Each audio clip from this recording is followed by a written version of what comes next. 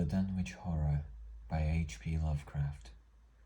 Gorgons and hydras and chimeras, dire stories of Selenas and the harpies, may reproduce themselves in the brain of superstition, but they were there before. They are transcripts, types. The archetypes are in us, in the eternal. How else should the recital of that which we know in a waking sense to be false come to affect us at all? Is it that we naturally conceive terror from such objects, considered in the capacity of being able to inflict upon us bodily injury? Oh, of all, these terrors are of older standing. They date beyond the body, or without the body. They would have been the same. That the kind of fear here treated is purely spiritual, that it is strong in proportion as it is objectless on earth, that it predominates in the period of our sinless infancy, our difficulties, the solutions of which might afford some probable insight into our anti-mundane condition, and a peep at least into the shadowland of pre-existence. Charles Lamb, Witches and Other Night Fears.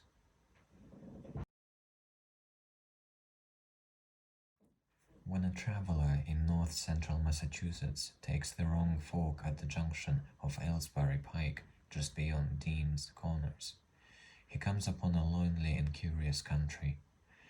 The ground gets higher, and the briar-bordered stone walls press closer and closer against the ruts of the dusty curving road. The trees of the frequent forest belts seem too large, and the wild weeds, brambles and grasses attain a luxuriance not often found in settled regions. At the same time, the planted fields appear singularly few and barren, while the sparsely scattered houses wear a surprisingly uniform aspect of age, squalor, and dilapidation. Without knowing why, one hesitates to ask directions from the gnarled solitary figures spied now and then on crumbling doorsteps or on the sloping rock-strewn meadows. Those figures are so silent and furtive that one feels somehow confronted by forbidden things, with which it would be better to have nothing to do. When a rise on the road brings the mountains in view above the deep woods, the feeling of strange uneasiness is increased. The summits are too rounded and symmetrical to give a sense of comfort and naturalness, and sometimes the sky silhouettes with special clearness, the queer circles of tall stone pillars with which most of them are crowned. Gorges and ravines of problematic depths intersect the way, and the crude wooden bridges always seem of dubious safety. When the road dips again, there are stretches of marshland that one instinctively dislikes, and indeed almost fears at evening, when unseen whippoorwills chatter and the fireflies come out in abnormal profusion to dance to the raucous, creepily insistent rhythms of stridently piping bullfrogs. The thin, shining line of the Miskatonic's upper reaches has an oddly serpent-like suggestion as it winds close to the feet of the domed hills among which it rises. As the hills draw nearer, one heeds their wooded sides more than their stone-crowned tops. Those sides loom up so darkly and precipitously that one wishes they would keep their distance, but there is no road by which to escape them. Across a covered bridge one sees a small village, huddled between the stream and the vertical slope of round mountain, and wonders at the clusters of rotting gambrel roofs, bespeaking an earlier architectural period than that of the neighboring region. It is not reassuring to see on a closer glance that most of the houses are deserted and falling to ruin, and that the broken steepled church now harbors that one slovenly mercantile establishment of the hamlet. One dreads to trust the tenebrous tunnel of the bridge, yet there is no way to avoid it. Once across, it is hard to prevent the impression of a faint, malign odor about the village street, as of the massed mold and decay of centuries. It is always a relief to get clear of the place, and to follow the narrow road around the base of the hills and across the level country beyond till it rejoins the Aylesbury Pike. Afterward, one sometimes learns that one has been through Dunwich. Outsiders visit Dunwich as seldom as possible, and since a certain season of horror, all the signboards pointing toward it have been taken down. The scenery, judged by any ordinary aesthetic canon, is more than commonly beautiful, yet there is no influx of artists or summer tourists. 2 centuries ago, when talk of witch blood, Satan worship, and strange forest presences was not laughed at, it was the custom to give reasons for avoiding the locality. In our sensible age, since the Dunwich horror of 1928 was hushed up by those who had the town's and the world's welfare at heart, people shun it without knowing exactly why. Perhaps one reason, though it cannot apply to uninformed strangers, is that the natives are now repellently decadent, having gone far along the path of retrogression so common in many New England backwaters. They have come to form a race by themselves, with the well-defined mental and physical stigmata of degeneracy and inbreeding. The average of their intelligence is woefully low, whilst their annals reek of overt viciousness, and of half-hidden murders, incests, and deeds of almost unnameable violence and perversity. The old gentry, representing the 2 of 3 omnivorous families which came from Salem in 1692, have crept somewhat above the general level of decay, though many branches are sunk into the sordid populace so deeply that only their names remain as a key to the origin they disgrace. Some of the Whateleys and bishops still send their eldest sons to Harvard and Miskatonic, though those sons seldom return to the mouldering gambrel roofs under which they and their ancestors were born.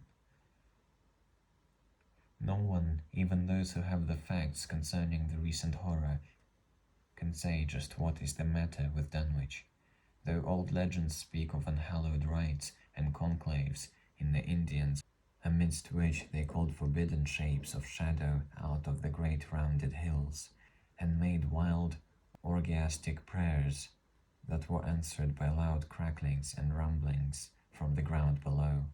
In 1747, the Reverend Abijah Hoadley, newly come to the Congregational Church at Dunwich Village, preached a memorable sermon on the close presence of Satan and his imps, in which he said, "It must be allowed that these blasphemies of an infernal train of demons are matters of too common knowledge to be denied. The cursed voices of Azazel and Bazrael, of Beelzebub and Belial, being heard now from underground by above a score of credible witnesses now living. I myself did not more than a fortnight ago catch a very plain discourse of evil powers in the hill behind my house, wherein there were rattling and rolling, groaning, screeching, and hissing, such as no things of this earth could rise up, and which must needs have come from the caves that only black magic can discover, and only the devil unlock." Mr. Hoadley disappeared soon after delivering this sermon, but the text, printed in Springfield, is still extant. Noises in the hills continue to be reported from year to year, and still form a puzzle to geologists and physiographers. Other traditions tell of foul odors near the hill-crowning circles of stone pillars, and of rushing airy presences to be heard faintly at certain hours from stated points at the bottom of the great ravines, while still others try to explain the Devil's Hop Yard, a bleak, blasted hillside where no tree, shrub, or grass blade will grow. Then too the natives are mortally afraid of the numerous whippoorwills which grow vocal on warm nights. It is vowed that the birds are psychopomps lying in wait for the souls of the dying, and that they time their eerie cries in unison with the sufferer's struggling breath. If they catch their fleeing soul when it leaves the body, they instantly flutter away, chittering in demonic laughter.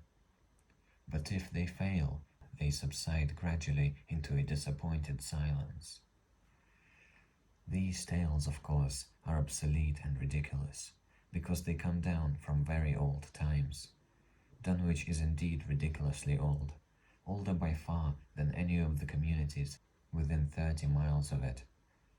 South of the village one may still spy the cellar walls and chimney of the ancient Bishop House, which was built before 1700, whilst the ruins of the mill at the Falls, built in 1806, form the most modern piece of architecture to be seen. Industry did not flourish here, and the 19th century factory movement proved short-lived. Oldest of all are the great rings of rough-hewn stone columns on the hilltops, but these are more generally attributed to the Indians than to the settlers.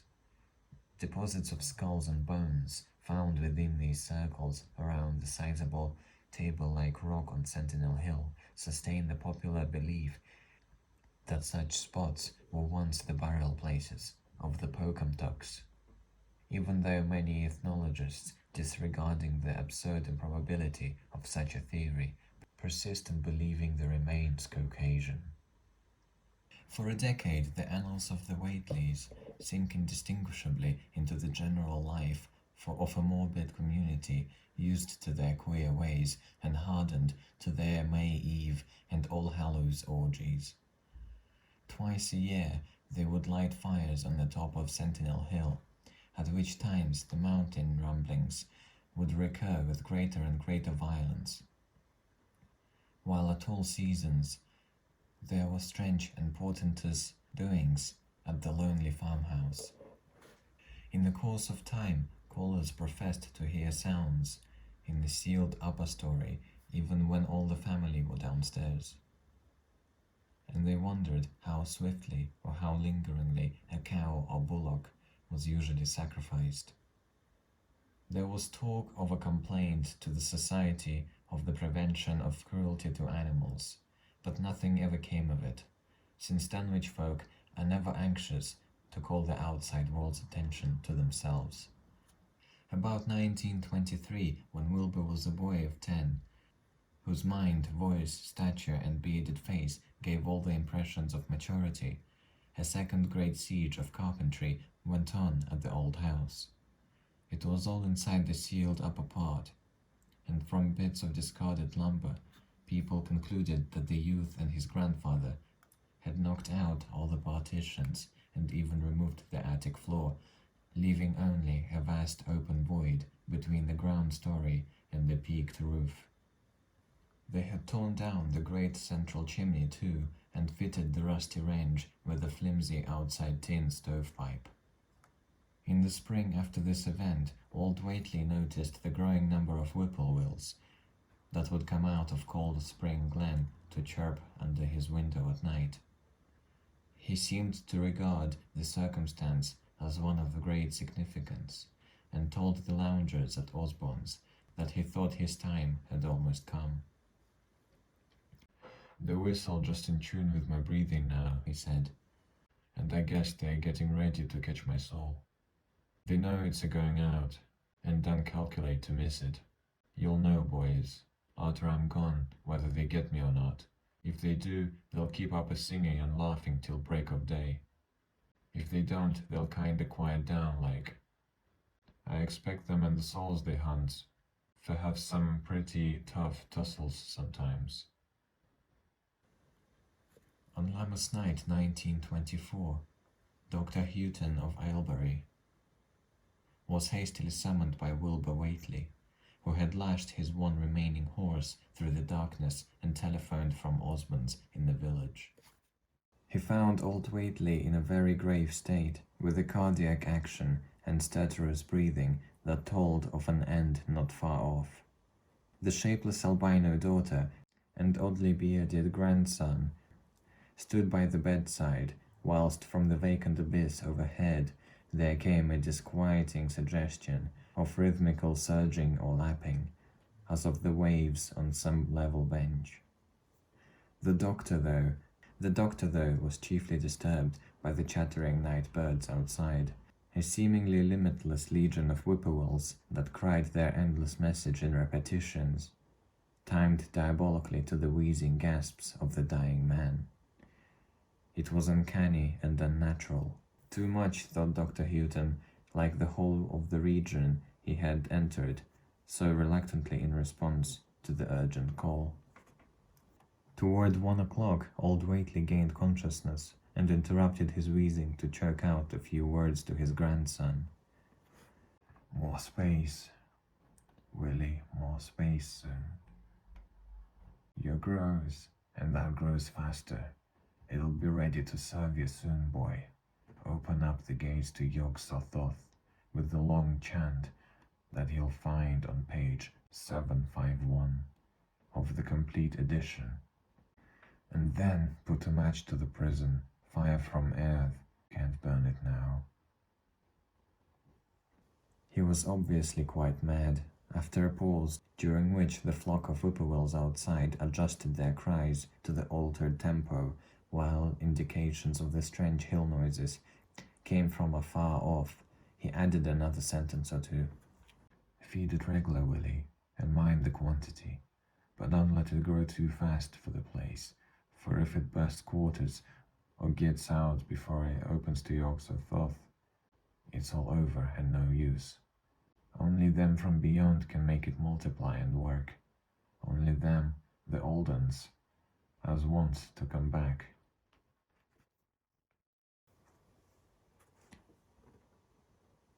But speech gave place to gasps again, and Lavinia screamed at the way the whippoorwills followed the change. It was the same for more than an hour. When the final throaty rattle came, Dr. Houghton drew shrunken lids over the glazing grey eyes of the tumult of birds faded imperceptibly to silence. Lavinia sobbed, but Wilbur only chuckled whilst the hill noises rumbled faintly.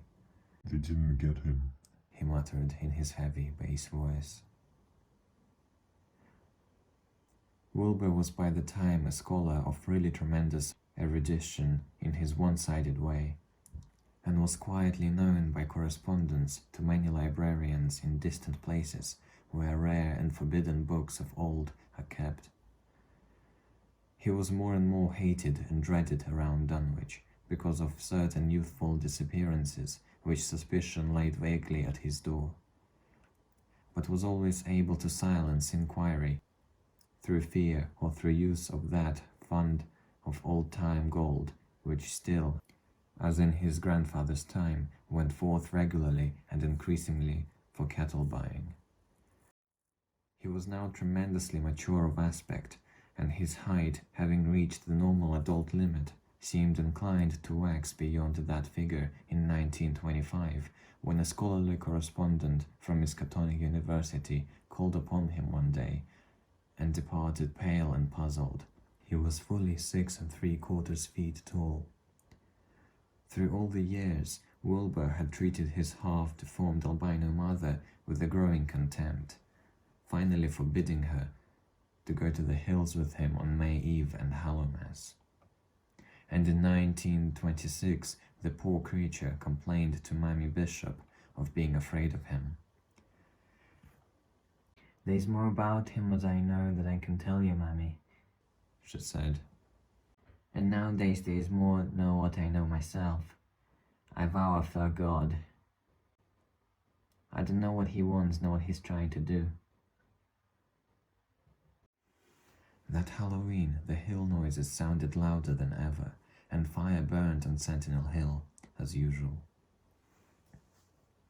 But people paid more attention to the rhythmical screaming of vast flocks of unnaturally belated whippoorwills, which seemed to be assembled near the unlighted Waitley's farmhouse.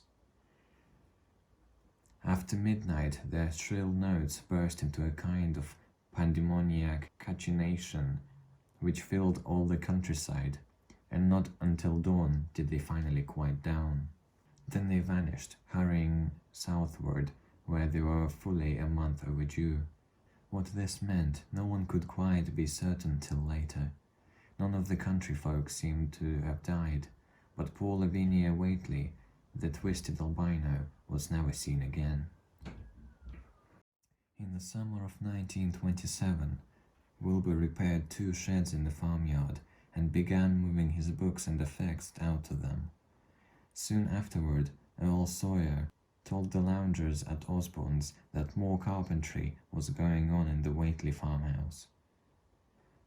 Wilbur was closing all the doors and windows on the ground floor, and seemed to be taking out partitions as he and his grandfather had done upstairs 4 years before.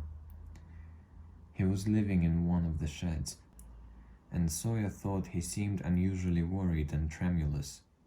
People generally suspected him of knowing something about his mother's disappearance, and very few ever approached his neighborhood now.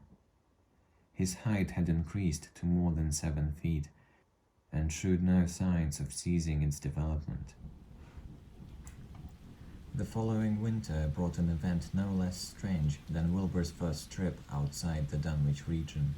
Correspondence with the Widener Library at Harvard, the Bibliothèque Nationale in Paris, the British Museum, the University of Buenos Aires, and the Library of Miskatonic University of Arkham had failed to get him the loan of a book he desperately wanted. So at length he set out in person, shabby, dirty, bearded, and uncouth of dialect, to consult the copy at Miskatonic, which was the nearest to him geographically.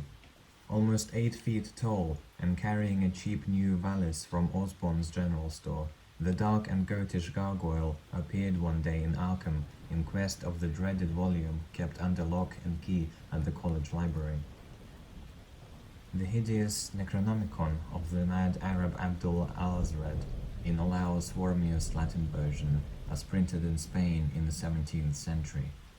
He had never seen a city before, but had no thought save to find his way to the university grounds, where indeed he passed heedlessly by the great white-fanged watchdog that barked with unnatural fury and amity, and tugged frantically at its stout chain.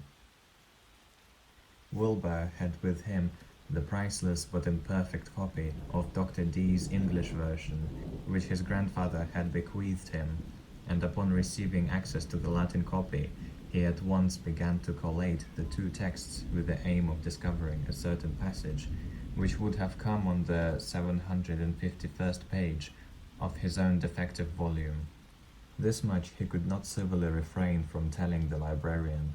The same erudite, Henry Armitage, A.M. Miskatonic, Ph.D., Princeton, Lit. D. Johns Hopkins, who had once called at the farm, and who now politely plied him with questions. He was looking, he had to admit, for a kind of formula or incantation containing the frightful name Yog-Sothoth, and it puzzled him to find discrepancies, duplications, and ambiguities, which made the matter of determination far from easy. As he copied the formula, he finally chose. Dr. Armitage looked involuntarily over his shoulder at the open pages, the left hand one of which in the Latin version contained such monstrous threats to the peace and sanity of the world.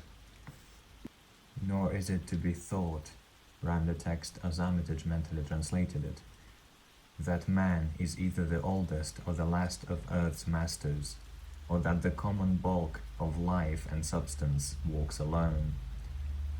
The old ones were, the old ones are, and the old ones shall be, not in the spaces we know, but between them. They walk serene and primal, undimensioned, and to us unseen. Yog-Sothoth knows the gate. Yog-Sothoth is the gate. Yog-Sothoth is the key and guardian on the gate. Past, present, future, all are one in Yog-Sothoth. He knows where the old ones broke through of old, and where they shall break through again. He knows where they have trod earth's fields, and where they still tread them, and why no one can behold them as they tread. By their smell can men sometimes know them near, but of their semblance can no man know, saving only in the features of those they have begotten on mankind. And of those are there many sorts, differing in likeness from man's truest eidolon to the shape without sight or substance which is them. They walk unseen and foul in lonely places where the words have been spoken and the rites howled through at their seasons. The wind gibbers with their voices and the earth mutters with their consciousness. They bend the forest and crush the city, yet may not forest or city behold the hand that smites. Kadath in the cold waste hath known them, and what man knows Kadath? The ice desert of the south of the sunken isles of ocean holds stones whereon their seal is engraven. But who hath seen the deep frozen city, or the sealed tower long garlanded with seaweed and barnacles? Great Cthulhu is their cousin, yet can he spy them only dimly. La Shub-Niggurath, as a foulness shall ye know them. Their hand is at your throats, yet you see them not, and their habitation is even one with your guarded threshold. Yog-Sothoth is the key to the gate, whereby the spheres meet. Man rules now where they ruled once. They shall soon rule where man rules now. After summer is winter, and after winter summer. They wait patient and potent, for here shall they reign again. Dr. Armitage, associating what he was reading with what he had heard of Dunwich and its brooding presences, and of Wilbur Whately and his dim, hideous aura that stretched from a dubious clamminess, the bent goatish giant before him seemed like the spawn of another planet or dimension, like something only partly of mankind, and linked to black gulfs of essence and entity that stretched like titan phantasms beyond all spheres of force and matter, space and time. Presently Wilbur raised his head and began speaking in that strange resonant fashion, which hinted at sound-producing organs, unlike the run of mankind's. Mr. Armitage, He said, I calculate I've got to take that book home. There's things in it I've got to try under certain conditions that I can't get here. And it'd be a mortal sin to let a red tape rule hold me up. Let me take it along, sir, and I swear there won't nobody know the difference. I don't need to tell you I'll take good care of it.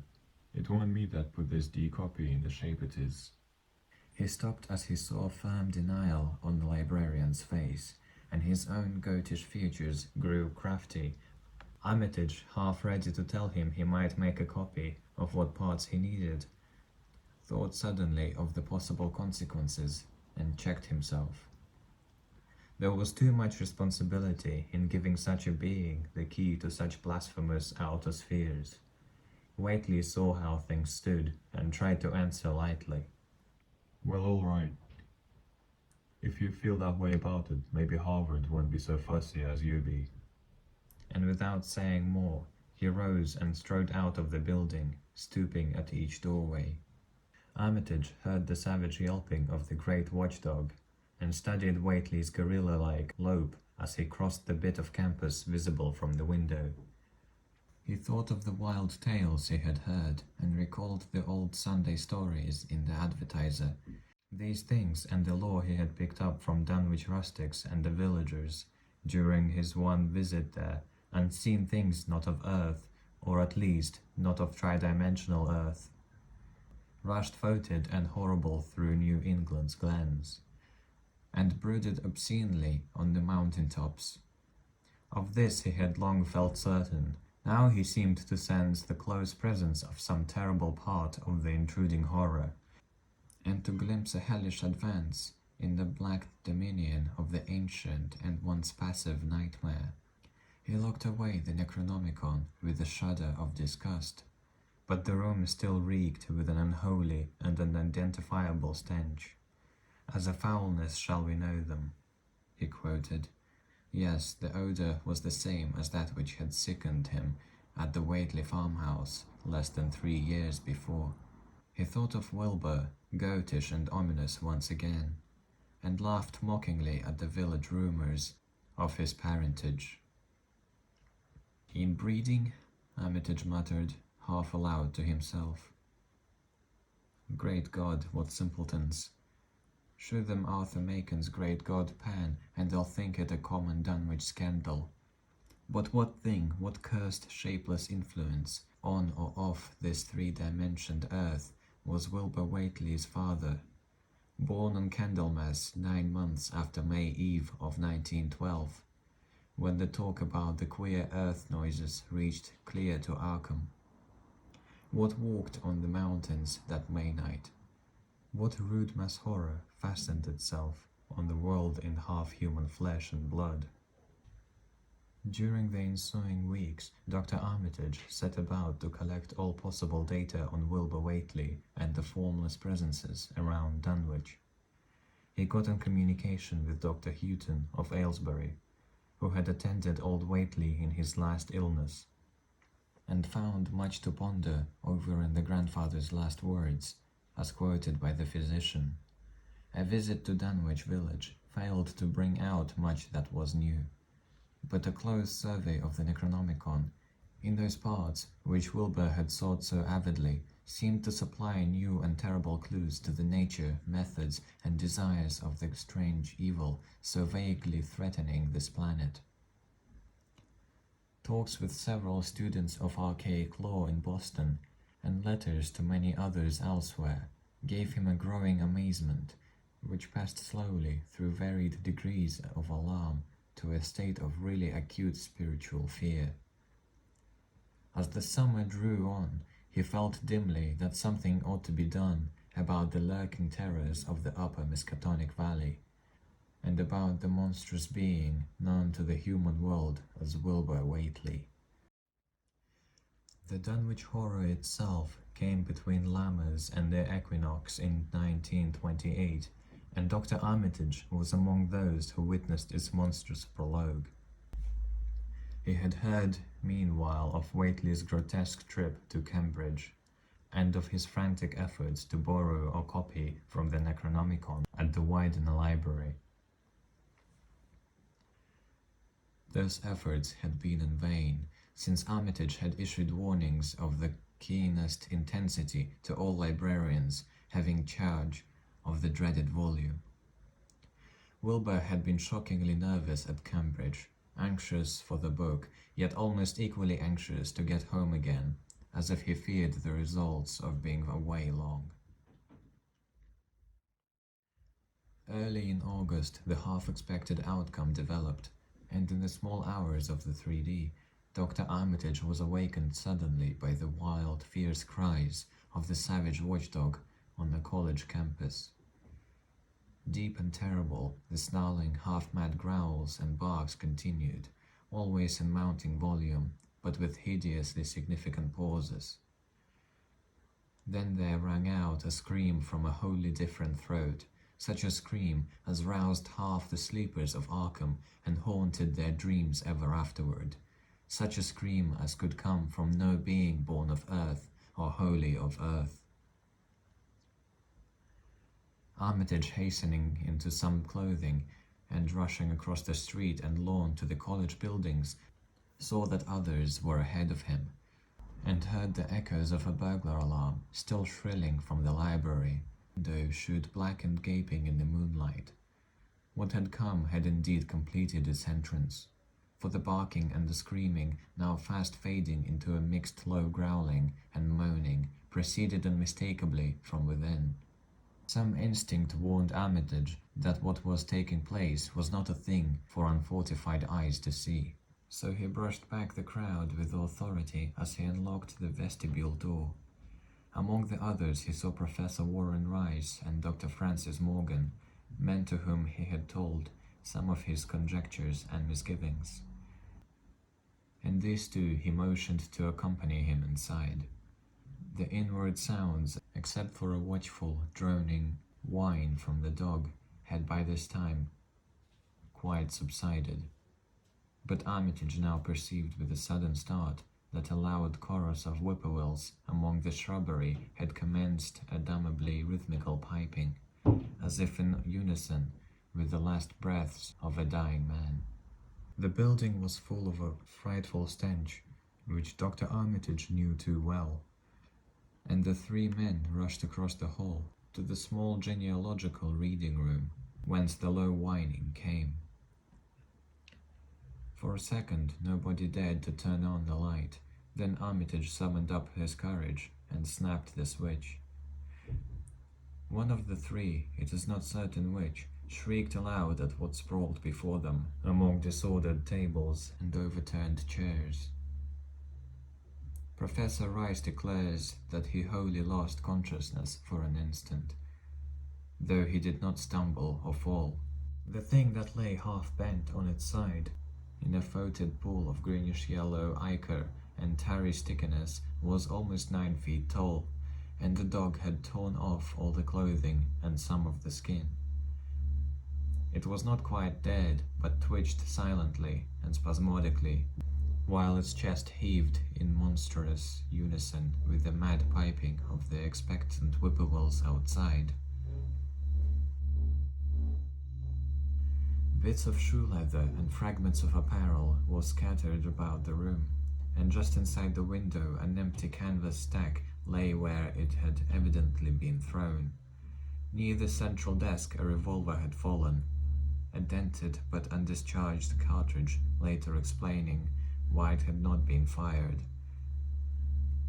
The thing itself, however, crowded out all the images at the time.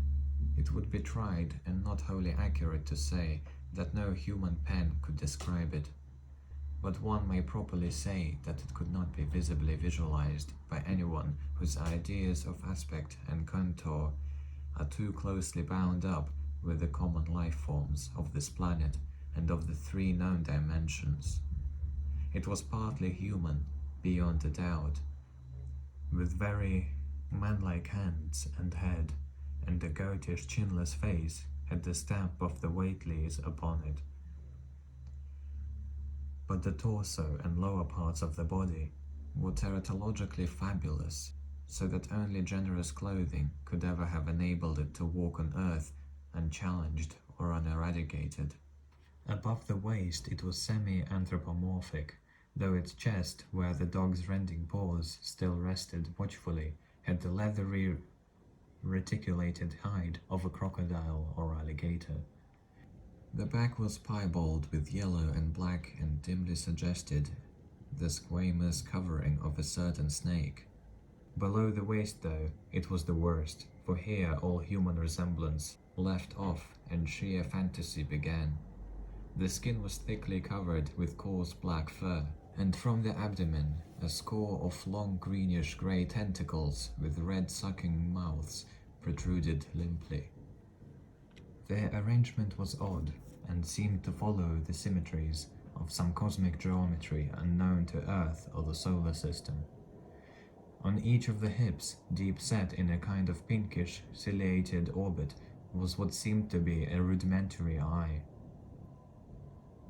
whilst in lieu of a tail there depended a kind of trunk or feeler with purple annular markings, and with many evidences of being an undeveloped mouth or throat.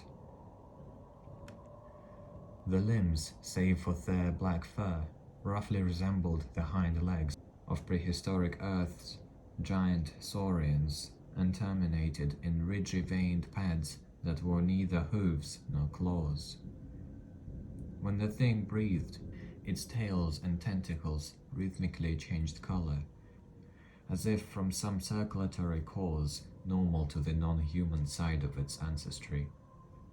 In the tentacles, this was observable as a deepening of the greenish tinge, whilst in the tail it was manifest as a yellowish appearance, which alternated with a sickly greyish-white in the spaces between the purple rings.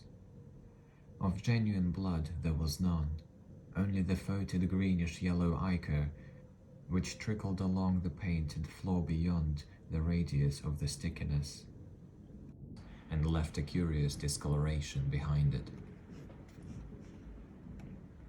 As the presence of the three men seemed to rouse the dying thing, it began to mumble without turning or raising its head. Dr. Armitage made no written record of its mouthings, but asserts confidently that nothing in English was uttered. At first the syllables defied all correlation with any speech of Earth, but toward the last there came some disjointed fragments evidently taken from the Necronomicon, that monstrous blasphemy in quest of which the thing had perished. These fragments, as Armitage calls them, ran something like Ngain Kaga Bug Shogog Yiha Yogsothoth Yogsothoth. They trailed off into nothingness, as the whippoorwills shrieked in rhythmical crescendos of unholy anticipation. Then came a halt in the gasping, and the dog raised its head in a long, lugubrious howl. A change came over the yellow goatish face of the prostrate thing, and the great black eyes fell in appallingly. Outside the window, the shrilling of the whippoorwills had suddenly ceased, and above the murmurs of the gathering crowd, there came the sound of a panic struggle, whirring and fluttering. Against the moon, vast clouds of feathery watchers rose and raced from sight, frantic at that which they had sought for prey. All at once the dog started up abruptly, gave a frightened bark, and leaped nervously out of the window by which it had entered. A cry rose from the crowd, and Dr. Armitage shouted to the men outside that no one must be admitted till the police or medical examiner came. He was thankful that the windows were just too high to permit of peering in, and drew the dark curtains carefully down the vestibule, was urging them for their own sakes to postpone the entrance to the stench-filled reading room till the examiner came and the prostrate thing could be covered up. Meanwhile, frightful changes were taking place on the floor. One need not describe the kind of rate of shrinkage and disintegration that occurred before the eyes of Dr. Armitage and Professor Rice, but it is permissible to say that aside from the external appearance of the face and hands, the really human element in Wilbur Whately must have been very small. When the medical examiner came, there was only a sticky whitish mass on the painted boards, and the monstrous odor had nearly disappeared. Apparently, Whately had had no skull or bony skeleton, at least in any true or stable sense. He had taken somewhat after his unknown father. Yet all this was only the prologue of the actual Dunwich horror. Formalities were gone through by bewildered officials, abnormal details were duly kept from press and public, and men were sent to Dunwich and Aylesbury to look up property and notify any who might be heirs of the late Wilbur Whately. They found the countryside in great agitation, both because of the growing rumblings beneath the domed hills, and because of the unwonted stench and the surgings, lapping sounds which came increasingly from the great empty shell formed by Whately's boarded-up farmhouse. Earl Sawyer, who tended the horse and cattle during Wilbur's absence, had developed a woefully acute case of nerves. The officials devised excuses not to enter the noisome boarded place, and were glad to confine their survey of the deceased's living quarters, the newly mended sheds, to a single visit. They filled a ponderous report at the courthouse in Aylesbury, and litigations concerning heirship are said to be still in progress amongst the innumerable Whateleys, decay and undecayed, of the upper Miskatonic Valley. An almost interminable manuscript in strange characters, written in a huge ledger and adjudged a sort of diary because of the spacing and the variations in ink and penmanship, presented a baffling puzzle to those who found it on the old bureau which served as its owner's desk. After a week of debate, it was sent to Miskatonic University, together with the deceased's collection of strange books for study and possible translation, but even the best linguists soon saw that it was not likely to be unriddled with ease. No trace of the ancient gold with which Wilbur and old Whately always paid their debts has yet been discovered. It was in the dark of September 9th that the horror broke loose. The hill noises had been very pronounced during the evening, and dogs barked frantically all night. Early risers on the 10th noticed a peculiar stench in the air. About 7 o'clock, Luther Brown, the hired boy at George Corey's, between Cold Spring Glen and the village, rushed frenziedly back from this morning trip to 10-acre meadow with the cows. He was almost convulsed with fright as he stumbled into the kitchen, and in the yard outside the no less frightened herd were pawing and lowing pitifully, having followed the boy back in the panic they shared with him. Between gasps, Luther tried to stammer out his tale to Mrs. Corey. "Up there in the rod beyond the glens, Miss Corey, it smells like thunder, and all the bushes and little trees had pushed back from the rod like they'd a horse been moving along of it. And that ain't the worst nother. There's prints in the rod, Miss Corey, great round the prints, big as barrel heads, all sunk down deep like an elephant had been along, only there's a sight more nor 4 feet could make. I looked at 1 or 2 afore I ran, and I see every one was covered with lines spreading about from one place, like as if big palm leaf fans, twigged or 3 times, as big as any they is, had of been pounded down to the rod, and the smell was awful, like what it is around Wizard Whately's old house." Here he faltered and seemed to shiver afresh with the fright that had sent him flying home. Mrs. Corey, unable to exact more information, began telephoning the neighbors, thus starting on its own round the overture of panic that heralded the major terrors.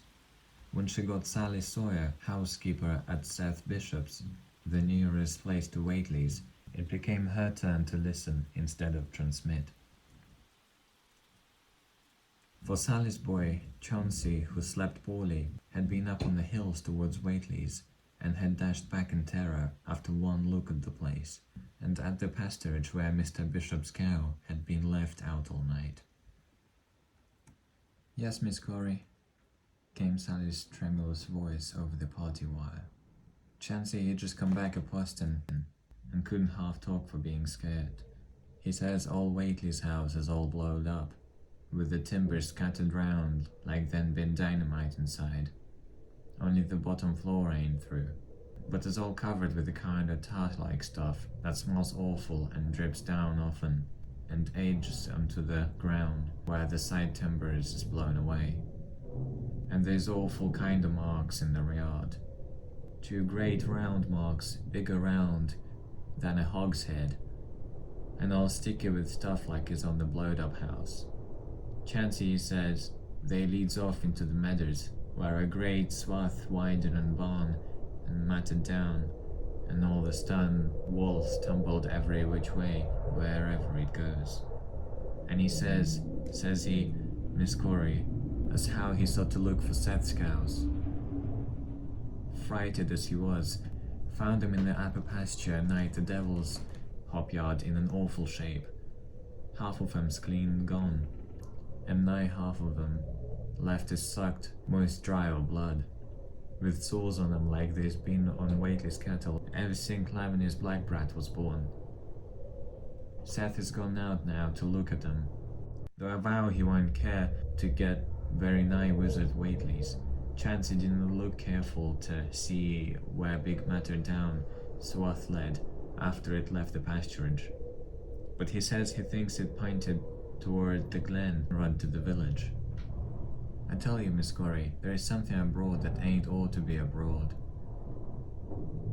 And I for one think that Black Wilbur Whately has come to the bad end he deserved. is at the bottom of the breeding of it. He wasn't all human himself. Alice says to everybody, and I think he and old Whately must have raised something in their nailed up house, as ain't even so human as he was. There's always been unseen things around Dunwich, living things, as ain't human and ain't good for human folks. The ground was talking last night, and towards morning Chancey heard the whippoorwills so loud in Cold Spring Glen he couldn't sleep none. Then he thought he heard another faint like sound over towards Wizard Whately's, a kind of ripping or tearing of wood, like some big box or crate was being opened far off. Well, with this and that, he didn't get to sleep at all till sunup. And no sooner was he up this morning, but he's got to go over to Whately's and see what the matter. He see enough, I tell you, Miss Corey. This don't mean no good. I think it's all the men folks ought to get up a party and do something. I know something's awful about, and I feel my time is nigh, though only God knows just what it is. Did your Uther take account of where them big trucks led to? No? Well, Miss Corey, if they was on the Glen Road, this side of the Glen, and ain't got to your house yet, I calculate they must go into the Glen itself. They would do that. I always say, Cold Spring Glen ain't no healthy for decent place. The whippoorwills and fireflies there never did act like they was creators of God, and there's them as says you can hear strange things a-rushing, and a-talking in the air down, that if you stand in the right place, atween the rock falls and bears den. By that noon, fully 3/4 of the men and boys of Dunwich were trooping over the roads and meadows between the new-made Whately ruins and Cold Spring Glen, examining in horror the vast monstrous prints, the maimed bishop cattle, the strange noisome wreck of the farmhouse, and the bruised matted vegetation of the fields and roadsides. Whatever had burst loose upon the world had assuredly gone down into the great sinister ravine, for all the trees on the banks were bent and broken, and a great avenue had been gouged in the precipice hanging underbrush. It was as though a house launched by an avalanche had slid down through the tangled growths of the almost vertical slope, but only a distant and definable foiter, and it is not to be wondered at that the men preferred to stay on the edge and argue, rather than descend and beard the unknown cyclopean horror in its lair. 3 dogs that were with the party had barked furiously at first, but seemed cowed and reluctant when near the glen.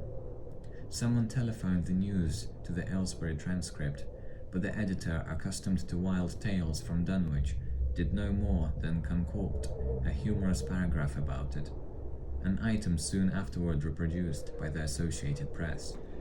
That night everyone went home, and every house and barn was barricaded as stoutly as possible. Needless to say, no cattle were allowed to remain in open pasturage. About 2 in the morning, a frightful stench and the savage barking of the dogs awakened the household at Elmer Fry's on the eastern edge of Cold Spring Glen, and all agreed that they could hear a sort of muffled swishing or lapping sound from somewhere outside. Mrs. Fry proposed telephoning the neighbors, and Elmer was about to agree, when the noise of splintering wood burst in upon their deliberations. It came apparently from the barn, and was quickly followed by a hideous screaming and stamping amongst the cattle. The dogs slavered and crouched close to the feet of the fear-numbed family. Fry lit a lantern through force of habit, but knew it would be death to go out into the black farmyard. The children and the womenfolk whimpered, kept from screaming by some obscure vestigial instinct of defense, which told them their lives depended on silence. At least the noise of the cattle subsided to a pitiful moaning, and the great snapping, crashing and crackling ensued. The Frys, huddled together in the sitting room, did not dare to move until the last echoes died away far down in Cold Spring Glen. Then, amidst the dismal moans from the stable and the demoniac piping of late whippoorwills in the glen, Selina Fry tottered to the telephone and spread what news she could of the second phase of the horror. The next day, all the countryside was in a panic, and cowed and communicative groups came and went where the fiendish thing had occurred. 2 titan swaths of destruction stretched from the glen to the Fry farmyard. Monstrous prints covered the bare patches of ground, and one side of the old red barn had completely caved in. Of the cattle, only a quarter could be found and identified. Some of these were in curious fragments, and all that survived had to be shot. Old Sawyer suggested that help be asked from Aylesbury or Arkham, but others maintained it would be of no use. Old Zebulon Whately, of a branch that hovered about halfway between soundness and decadence, made darkly wild suggestions about rites that ought to be practiced on the hilltops. He came of a line where tradition ran strong, and his memories of chantings in the great stone circles were not altogether connected with Wilbur and his grandfather. Darkness fell upon a stricken countryside, too passive to organize for real defense. In a few cases, closely related families would band together and watch in the gloom under one roof. But in general, there was only a repetition of the barricading of the night before, and a futile and effective gesture of loading muskets and setting pitchforks handily about. Nothing, however, occurred except some hill noises. And when the day came, there were many who hoped that the new horror had gone as swiftly as it had come. There were even bold souls who proposed an offensive expedition down in the glen, though they did not venture to set an actual example to the still reluctant majority. When night came again, the barricading was repeated, though there was less huddling together of families. In the morning, both the Fry and the Seth Bishop households reported excitement among the dogs, and vague sounds and stenches from afar, while early explorers noted with horror a fresh set of the monstrous tracks in the road skirting Sentinel Hill. As before, the sides of the road showed a bruising indicative of the blasphemously stupendous bulk of the horror, whilst the conformation of the tracks seemed to argue a passage in 2 directions, as if the moving mountain had come from Cold Spring Glen and returned to it along the same path. At the base of the hill, a 30-foot swath of crushed shrubbery saplings led steeply upward, and the seekers gasped when they saw that even the most perpendicular places did not deflect the inexorable trail. Whatever the horror was, it could scale a sheer stony cliff of almost complete verticality, and as the investigators climbed around to the hill's summit by safer routes, they saw that the trail ended, or rather reversed there. It was here that the Whateleys used to build their hellish fires and chant their hellish rituals, the table-like stone on May Eve and Hallowmass.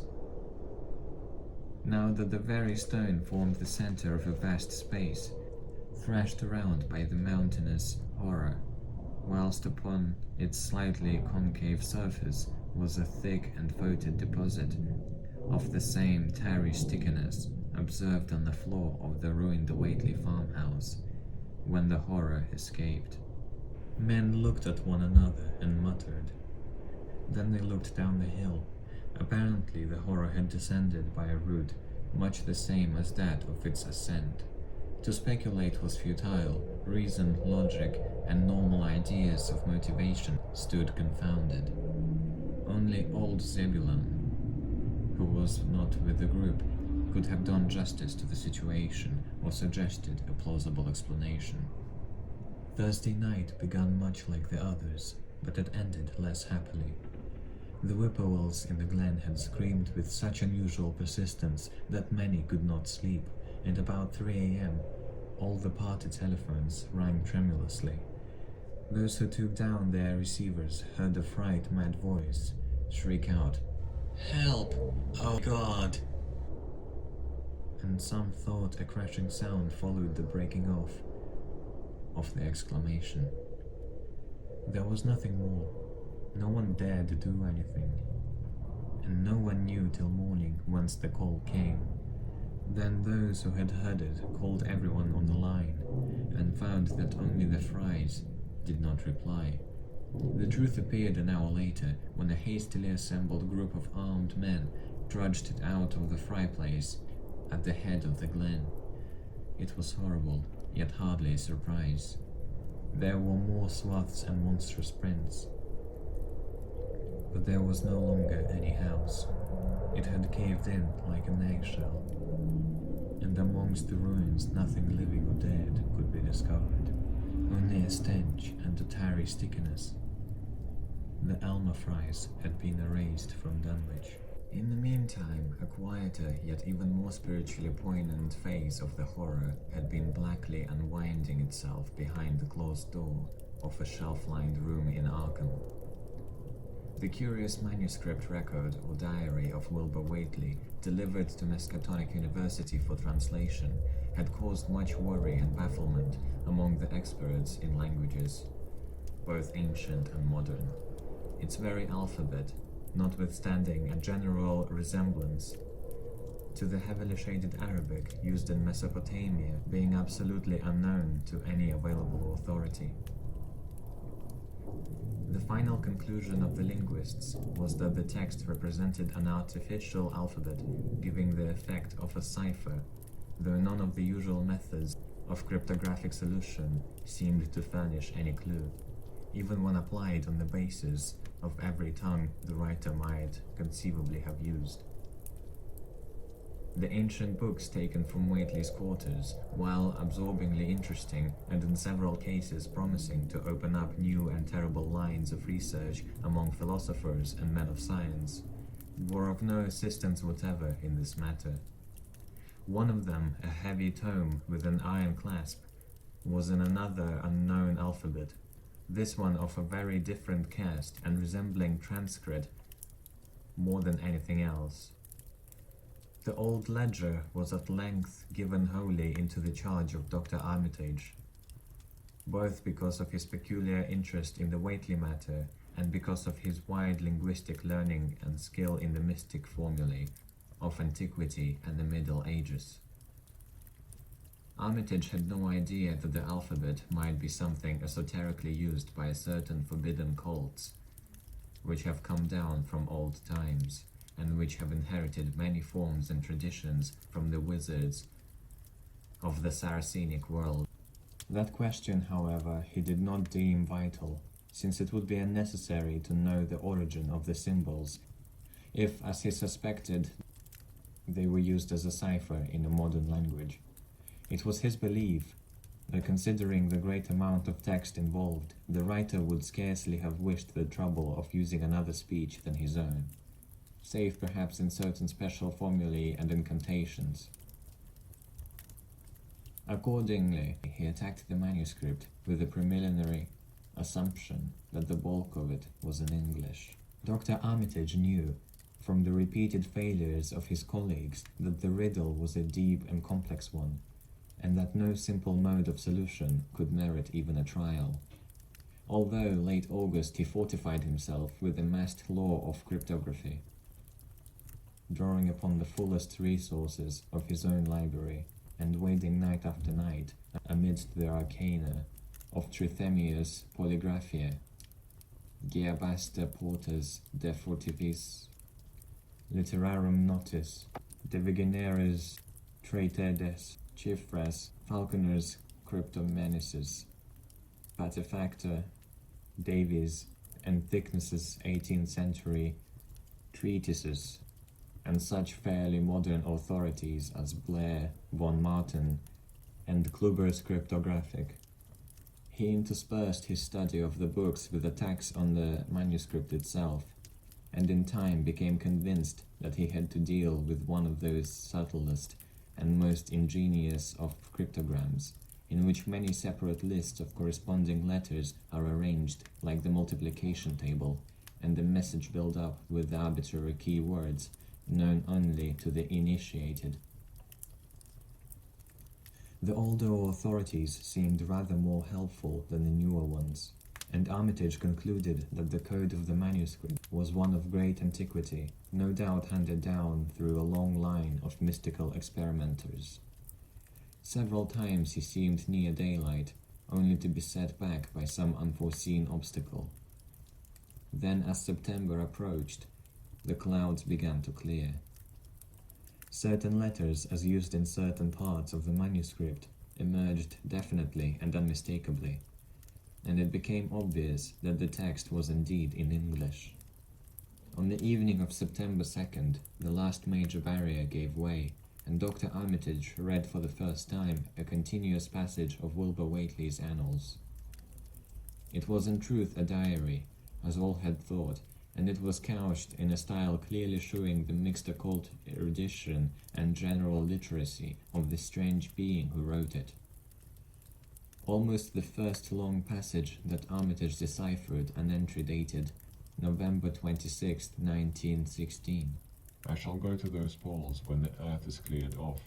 If I can't break through with the donor formula when I commit it. Today learned the Aklo for the Abath.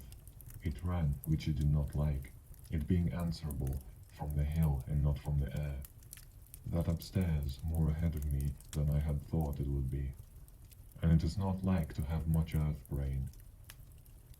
Shot Elam Hutchins, Collie Jack, when he went to bite me, and Elam says he would kill me if he does. I guess he won't. Grandfather kept me saying the Doe formula last night, and I think I saw the inner city at the two magnetic poles. I shall go to those poles when the earth is cleared off, if I can't break through with the donor formula when I commit it. They from the air told me at Sabbath that it will be years before I can clear off the earth. And I guess grandfather will be dead then, so I shall have to learn all the angles of the planes and all the formulas between the ear and the ngr. They from outside will help, but they cannot take body without human blood. That upstairs looks it will have the right cast. I can see it a little when I make the boorish sign or blow the powder of Ibn Ghazi at it, and it is near like them at May Eve on the hill. The other face may wear off some. I wonder how I shall look when the earth is cleared and there are no earth beings on it.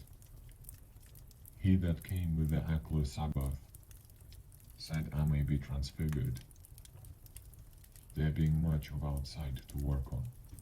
Morning found Dr. Armitage in a cold sweat of terror and a frenzy of wakeful concentration.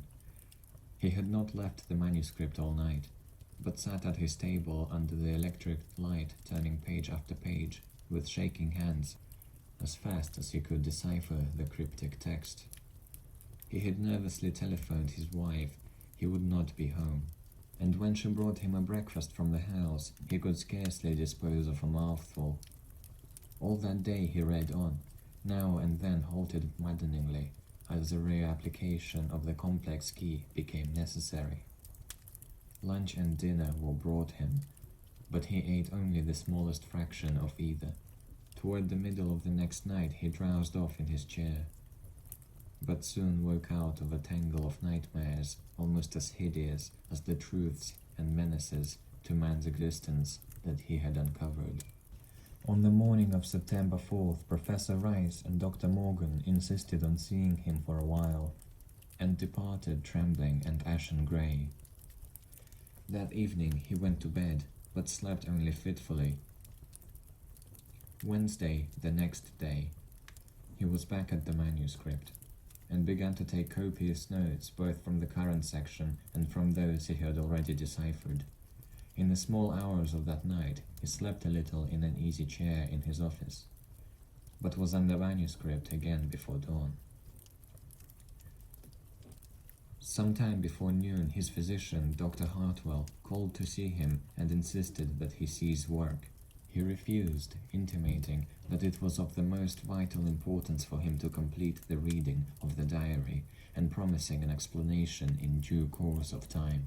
That evening, just as twilight fell, he finished his terrible perusal and sank back exhausted.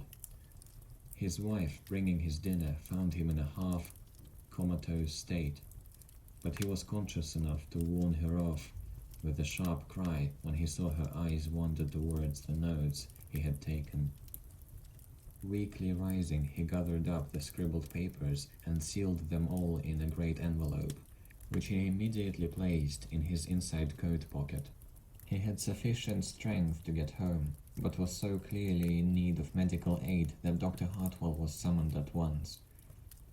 As the doctor put him to bed, he could only mutter over and over again, "But what in God's name can we do?" Dr. Armitage slept, but was partly delirious the next day. He made no explanations to Hartwell, but in his calmer moments spoke of the imperative need of a long conference with Rice and Morgan. His wild wanderings were very startling indeed, including frantic appeals that something in a boarded-up farmhouse be destroyed, and fantastic references to some plan for the extirpation of the entire human race and all animal, vegetable life from the earth by some terrible elder race of beings from another dimension. He would shout that the world was in danger, since the elder things wished to strip it and drag it away from the solar system and cosmos of matter into some other plane, or phase of eternity, from which it had once fallen vigintillions of eons ago. At other times, he would call for the dreaded Necronomicon and the Demonolatreia of Remigius, in which he seemed hopeful of finding some formula to check the peril he conjured up. Stop them, he would shout. "Those Whateleys meant to let them in, and the worst of all is left. Tell Rice and Morgan we must do something. It's a blind business, but I know how to make the powder. It hasn't been fed since the 2nd of August, when Wilbur came here to his death, but Armitage had a sound physique despite his 73 years, and slept off his disorder that night without developing any real fever. He woke late Friday, clear of head, though sober with a gnawing fear and tremendous sense of responsibility. Saturday afternoon he felt able to go over to the library and summon Rice and Morgan for a conference. And the rest of that day and evening the three men tortured their brains in the wildest speculation and the most desperate debate. Strange and terrible books were drawn voluminously from the stacked shelves and from secure places of storage, and diagrams and formulae were copied with feverish haste and in bewildering abundance. Of skepticism there was none. All three had seen the body of Wilbur Whately as it lay on the floor in a room of that very building, and after that not one of them could feel even slightly inclined to treat the diary as a madman's raving. Opinions were divided as to notify the Massachusetts State Police, and the negative finally won. There were things involved which simply could not be believed by those who had not seen a sample, as indeed was made clear during certain subsequent investigations. Late at night, the conference disbanded, without having developed a definite plan. But all day Sunday, Armitage was busy comparing formulae and mixing chemicals obtained from the college laboratory.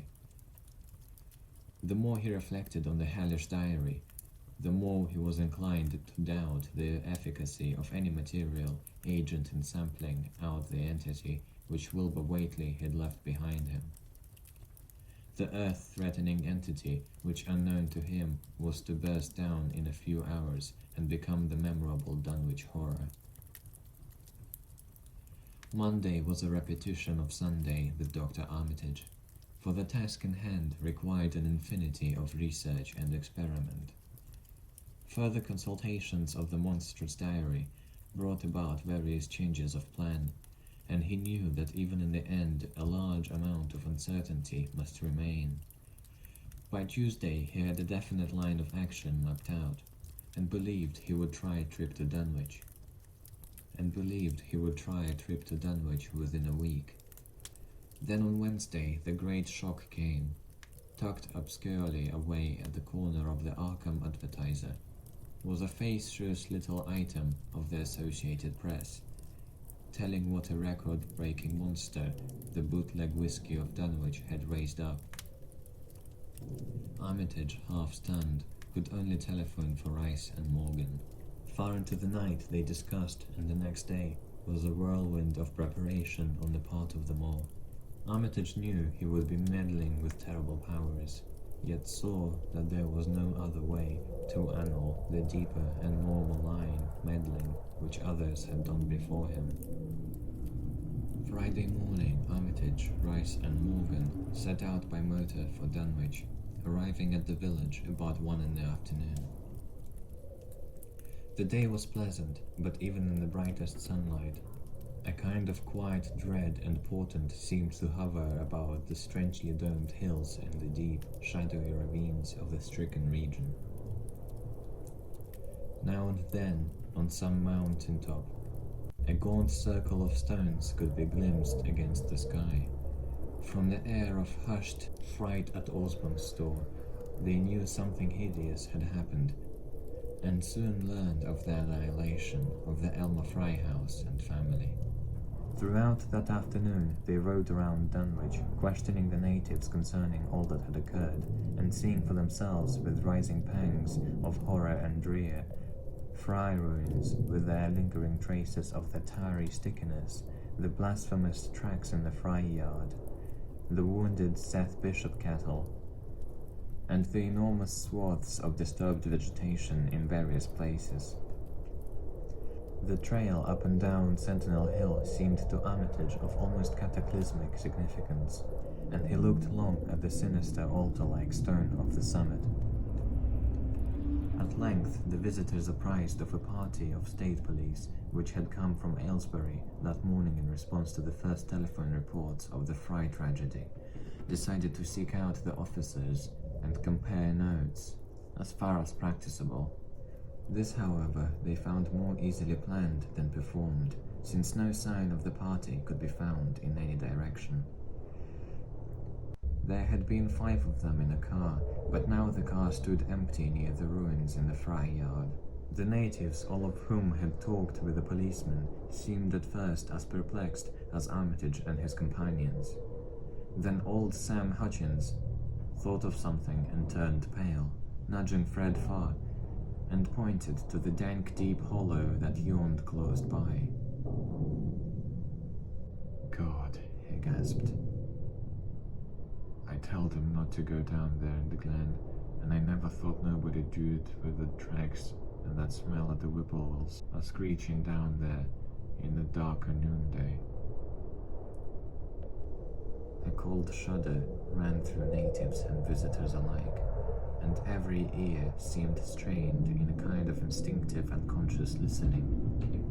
Armitage, now that he had actually come upon the horror and its monstrous work, trembled with the responsibility he felt to be his. Night would soon fall, and it was then that the mountainous blasphemy lumbered upon its eldritch course. Negotium perambulans in tenebris. The old librarian rehearsed the formulae he had memorized, and clutched the paper containing the alternative one he had not memorized. He saw that his electric flashlight was in working order. Rice beside him took from a valise a metal sprayer of the sort used in combating insects, whilst Morgan uncased the big game rifle, on which he relied despite his colleagues' warnings that no material weapon would be of help. Armitage, having read the hideous diary, knew painfully well what kind of a manifestation to expect, but he did not add to the fright of the Dunwich people by giving any hints or clues. He hoped that it might be conquered without any revelation to the world of the monstrous thing it had escaped.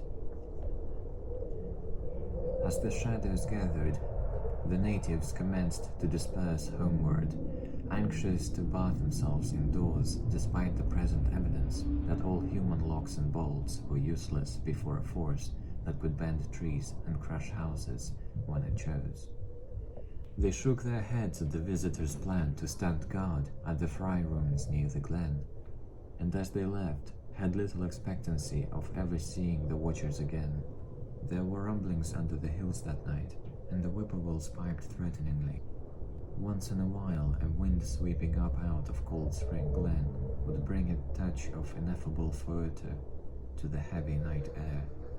Such a foetor as all three of the watchers had smelled once before, when they stood above a dying thing that had passed for 15 years and a half as a human being. But the looked-for terror did not appear. Whatever was down there in the glen was biding its time, and Armitage told his colleagues it would be suicidal to try to attack it in the dark. Morning came wanly, and night sounds ceased. It was a grey, bleak day, with now and then a drizzle of rain, and heavier clouds seemed to be piling themselves up beyond the hills to the northwest. The men from Arkham were undecided what to do.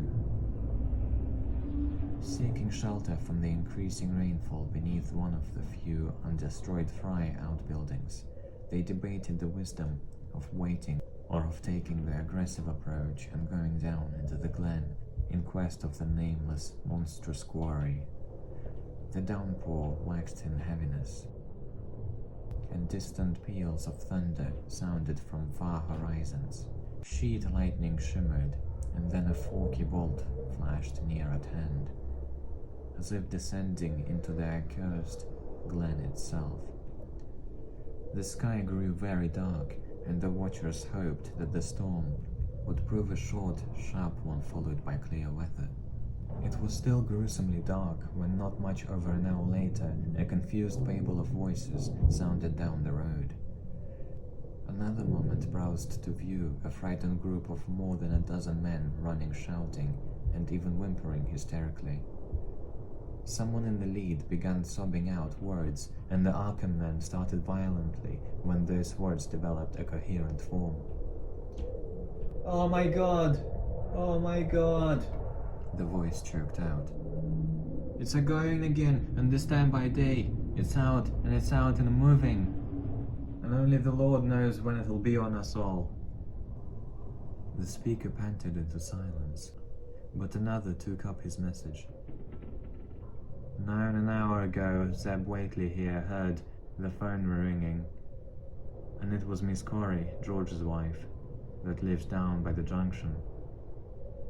She says the hired boy Luther was out driving in the cows from the storm after the big bolt, when he see all the trees a bending at the mouth of the glen, opposite side to this, and smelled the same awful smell like he smelled when he found the big tracks last Monday morning. And he says there was a swishing lapping sound, more nor what the bending trees and bushes could make, and all of a sudden the trees along the road began to get pushed one side, and there was a awful stomping and splashing in the mud.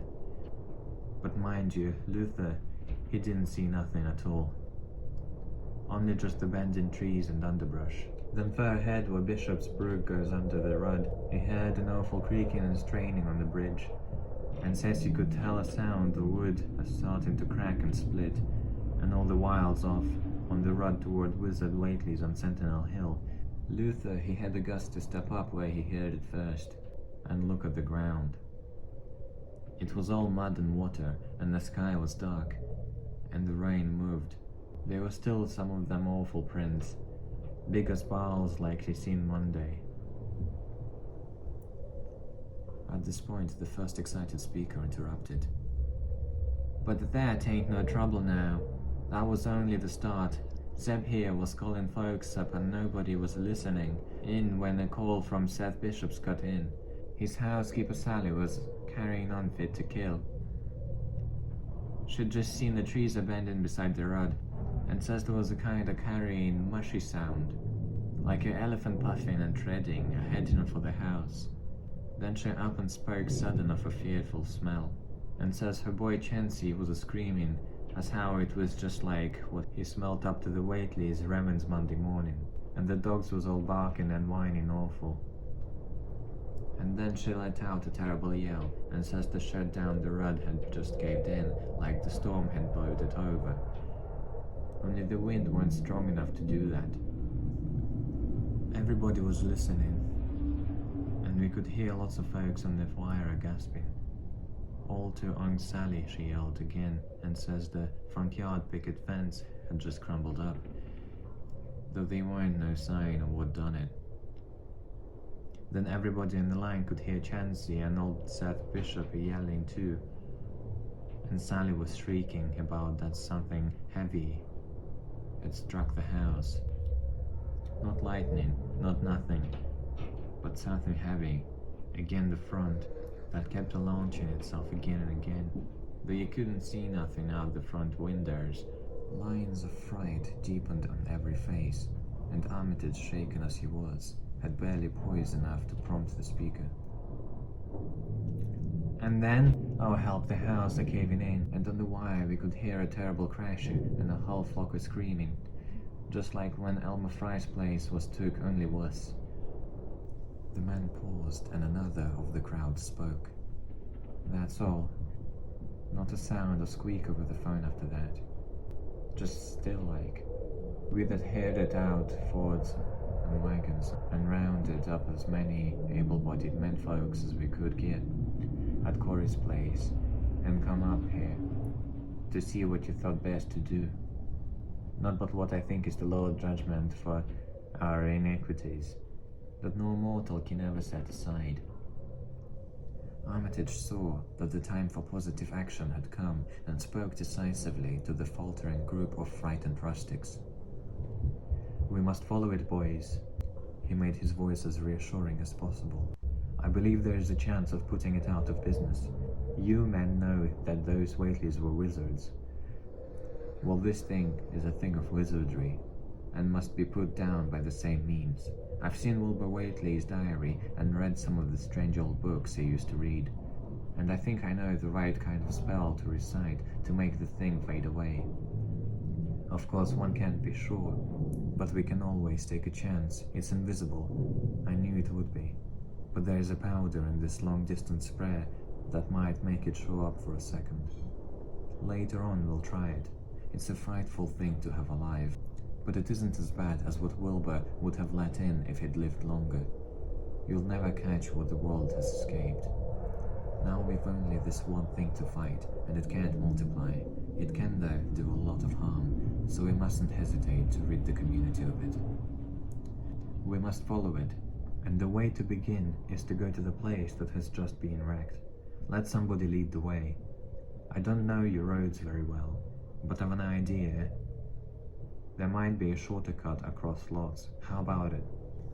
The men shuffled about a moment, and then Earl Sawyer spoke softly, pointing with a grimy finger through the steadily lessening rain.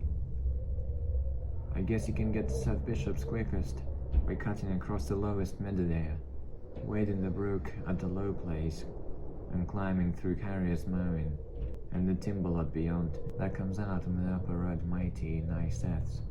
Armitage with Rice and Morgan started to walk in the direction indicated, and most of the natives followed slowly. The sky was growing lighter, and there were signs that the storm had worn itself away. When Armitage inadvertently took a wrong direction, Joe Osborne warned him and walked ahead to show the right one. Courage and confidence were mounting, though the twilight of the almost perpendicular wooded hill which lay toward the end of their shortcut, and among whose fantastic ancient trees they had to scramble as if up a ladder, put those qualities to a severe test. At length they emerged on the muddy road to find the sun coming out. They were a little beyond the Seth Bishop's place, but bent trees and hideously unmistakable tracks showed what had passed by. Only a few moments were consumed in surveying the ruins just around the bend. It was the Fry incident all over again. and nothing dead or living was found in either of the collapsing shells, which had been the bishop house and barn. No one cared to remain there amidst the stench and tarry stickiness, but all turned instinctively to the line of horrible prints leading on toward the wrecked Whately farmhouse and the altar-crowned slopes of Sentinel Hill. As the men passed the sight of Wilbur Whately's abode, they shuddered visibly, and seemed again to mix hesitancy with their zeal. It was no joke tracking down something as big as a house that one could not see, but that had all the vicious malevolence of a demon. Opposite the base of Sentinel Hill, the tracks left the road, and there was a fresh bending and matting visible along the broad swath marking the monster's former route to and from the summit. Armitage produced a pocket telescope of considerable power and scanned the steep green side of the hill. Then he handed the instrument to Morgan, whose sight was keener. After a moment of gazing, Morgan cried out sharply, passing the glass to Earl Sawyer and indicating a certain spot on the slope with his finger. Sawyer, as clumsy as most non-users of optical devices, fumbled a while, but eventually focused the lenses with Armitage's aid. When he did so, his cry was less restrained than Morgan's had been. God almighty, the grass and bushes are moving. It's a-going up, slow like creeping, but to the top this minute, heaven only knows what for. Then the germ of panic seemed to spread among the seekers. It was one thing to chase the nameless entity, but quite another to find it. Spells might be alright, but suppose they weren't? Voices began questioning Armitage about what he knew of the thing, and no reply seemed quite to satisfy. Everyone seemed to feel himself in close proximity to phases of nature and of being utterly forbidden, and wholly outside the sane experience of mankind. In the end, the three men from Arkham, old white-bearded Dr. Armitage, stocky iron-grade Professor Rice, and lean, youngish Dr. Morgan, ascended the mountain alone. After much patient instruction regarding its focusing and use, they left the telescope with the frightened group that remained in the road, and as they climbed, they watched closely by those among whom the glass was passed around. It was hard going, and Armitage had to be helped more than once. High above the toiling group, the great swath trembled as its hellish maker repassed with snail-like deliberateness. Then it was obvious that the pursuers were gaining. Curtis Whately of the undecayed branch was holding the telescope when the Arkham party detoured radically from the swath. He told the crowd that the men were evidently trying to get to a subordinate peak, which overlooked the swath at a point considerably ahead of where the shrubbery was now bending. This indeed proved to be true, and the party was seen to gain the minor elevation only a short time after the invisible blasphemy had passed it. Then Weasley Corey, who had taken the glass, cried out that Armitage was adjusting the sprayer which Rice held, and that something must be about to happen. The crowd stirred uneasily, recalling that this sprayer was expected to give the unseen horror a moment of visibility. 2 or 3 men shut their eyes, but Curtis Whately snatched back the telescope and strained his vision to the utmost. He saw that Rice, from the party's point of vantage, above and behind the entity, had taken an excellent chance of spreading the potent powder with marvelous effect. Those without the telescope saw only an instant's flash of grey cloud, a cloud about the size of a moderately large building, near the top of the mountain. Curtis, who had held the instrument, dropped it with a piercing shriek into the ankle-deep mud of the road. He reeled and would have crumpled to the ground had not 2 or 3 others seized and steadied him. All he could do was moan half inaudibly. Oh, great God! There was a pandemonium of questioning, and only Henry Wheeler thought to rescue the fallen telescope and wipe it clean of mud. Curtis was past all coherence, and even isolated replies were almost too much for him. Bigger in a barn, all made of squirming ropes, whole thing sort of shaped like a hen's egg, bigger than anything, with dozens of legs like hogsheads and half shut up when they step. Nothing solid about it. All like jelly and made of separate wriggling ropes pushed close together. Great bulging eyes all over it, 10 or 20 mouths or trunks sticking out all along the sides. Bigger stovepipes and all a tossing as opening and shutting. All grey with kinda blue or purple rings. And God in heaven, the half face on top. This final memory, whatever it was, proved too much for poor Curtis, and he collapsed completely before he could say no more. Fred Farr and Will Hutchins carried him to the roadside and laid him on the damp grass. Henry Wheeler, trembling, turned the rescue telescope on the mountain to see what he might. Through the lenses were discernible 3 tiny figures, apparently running toward the summit as fast as the steep incline allowed. Only these, nothing more. Then everyone noticed a strangely unseasonable noise in the deep valley behind, and even in the underbrush of Sentinel Hill itself. It was the piping of unnumbered whippoorwills, and in their shrill chorus there seemed to lurk a note of tense and evil expectancy. Earl Sawyer now took the telescope and reported the 3 figures as standing on the topmost ridge, virtually level with the altar stone, but at a considerable distance from it. One figure, he said, seemed to be raising its hands above its head at rhythmic intervals, and as Sawyer, as if a loud chant were accompanying the gestures.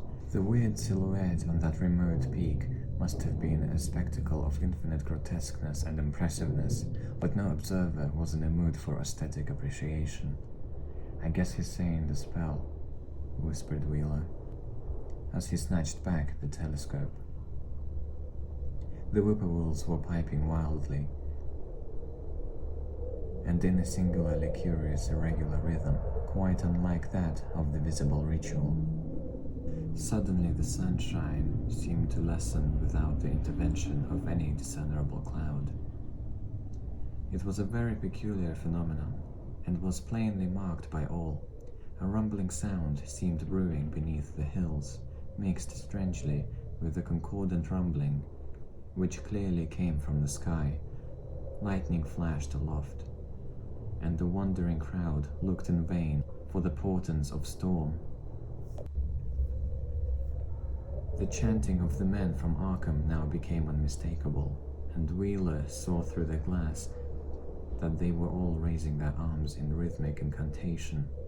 From some farmhouse far away came the frantic barking of dogs. The change in the quality of the daylight increased, and the crowd gazed about the horizon in wonder. A purplish darkness, born of nothing more than a spectral deepening of the sky's blue, pressed down upon the rumbling hills. Then the lightning flashed again, somewhat brighter than before, and the crowd fancied that it had shewed a certain mistiness around the altar stone on the distant height. No one, however, had been using the telescope at that instant. The whippoorwills continued their irregular pulsation, and the men from Dunwich braced themselves tensely against some imponderable menace. Without warning came those deep, cracked, raucous vocal sounds, which will never leave the memory of the stricken group who heard them. Not from any human throat were they born, for the organs of man can yield no such acoustic perversions.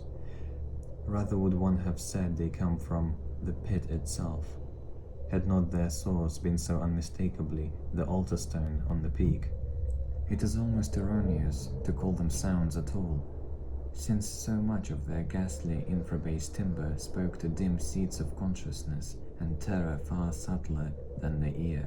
Yet one must do so, since their form was indisputably, though vaguely, that of half-articulate words. They were loud as the rumblings and the thunder above which they echoed, yet did they come from no visible being. and because imagination might suggest a conjectural source in the world of non-visible beings, the huddled crowd at the mountain's base huddled still closer and winced as if in expectation of a blow. Ignite, ignite. The Flithminkia. The Flithminkia. Yoxothoth. Rang the hideous croaking out of space. Ibthink. Here. Nigrakagdil. The speaking impulse seemed to falter here, as if some frightful psychic struggle were going on. Henry Wheeler strained his eye at the telescope, but saw only the three grotesquely silhouetted human figures on the peak, all moving their arms furiously in strange gestures as their incantation drew near its culmination. From what black wells of acherontic fear or feeling, from what unplumbed gulfs of extra-cosmic consciousness or obscure, long-latent heredity were those half-articulate thunder-croakings drawn? Presently they began to gather renewed force and coherence as they grew in stark, utter, ultimate frenzy. Ay-ya-ya-ya-ya-har. Ya-ya-ya-ya. Meow. Meow. Help. Help. Father Yog-Sothoth. But that was all. The pallid group in the road, still reeling at the indisputably English syllables that had poured thickly and thunderously down from the frantic vacancy beside that shocking altar stone, were never to hear such syllables again. Instead, they jumped violently at the horrific report which seemed to rend the hills, the deafening cataclysmic peal whose source, be it inner earth or sky, no hearer was ever able to place. A single lightning bolt shot from the purple zenith to the altar stone, and a great tidal wave of viewless force and indescribable stench swept down from the hill to all the countryside. Trees, grass, and underbrush were whipped into a fury, and the frightened crowd at the mountain's base, weakened by the lethal foetor that seemed about to asphyxiate them, were almost hurled off their feet. Dogs howled from the distance. Green grass and foliage wilted to a curious, sickly yellow-grey, and over field and forest were scattered the bodies of dead whippoorwills. The stench left quickly, but the vegetation never came right again. To this day, there is something queer and unholy about the growths on and around the fearsome hill. Curtis Whately was only just regaining consciousness when the Arkham men came slowly down the mountain in the beams of a sunlight once more brilliant and untainted.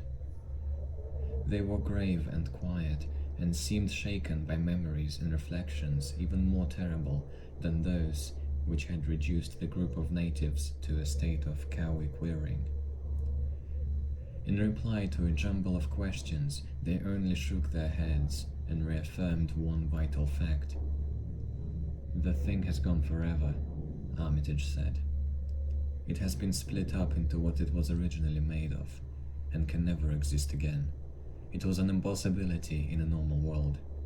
Only the least fraction was really matter in any sense we know. It was like its father, and most of it has gone back to him in some vague realm or dimension outside our material universe. Some vague abyss out of which only the most accursed rites of human blasphemy could ever have called him for a moment on the hills." There was a brief silence, and in that pause, the scattered senses of poor Curtis Whately began to knit back into a sort of continuity, so that he put his hands to his head with a moan. Memory seemed to pick itself up where it had left off, and the horror of the sight that had prostrated him burst in upon him again. Oh, my God, that half face, That half face on top of it. That face with the red eyes and crinkly albino hair and no chin like the Whateleys. It was a octopus centipede, spider kind of thing, but there was half-shaped man's face on top of it. And it looked like Wizard Whately's, only it was yards and yards across. He paused exhausted as the whole group of natives stared in bewilderment, not quite crystallized into fresh terror. Only old Zebulon Whately, who wonderingly remembered ancient things, but who had been silent heretofore, spoke aloud. 15 year gone, he rambled. I heard old Whately say as how some day we'd hear a child of Lamini a-calling its father name on the top of Sentinel Hill. But Joe Osborne interrupted him to question the Arkham men I knew. What was it anyhow? And however did young Wizard Whately call it out of the air it come from? Armitage chose his words very carefully. It was mostly a kind of force that doesn't belong in our part of space. A kind of force that acts and grows and shapes itself by other laws than those of our sort of nature. We have no business calling in such things from outside, and only very wicked people and very wicked cults ever try to. There was some of it in Wilbur Whately himself, enough to make a devil, and a precocious monster of him, and to make his passing out a pretty terrible sight. I'm going to burn all accursed diary, and if you men are wise, you'll dynamite that altar stone up there, and pull down all the rings of standing stones on the other hills. Things like that brought down the beings those Whateleys were so fond of. The beings they were going to let in tangibly to wipe out the human race and drag the earth off to some nameless place for some nameless purpose. But as to this thing we've just sent back, the Whateleys raised it for a terrible part in the doings that were to come. It grew fast and big from the same reason that Wilbur grew fast and big, but it beat him because it had a greater share of the outsideness in it. You needn't ask how Wilbur called it out of the air. He didn't call it out. It was his twin brother. But it looked more like the father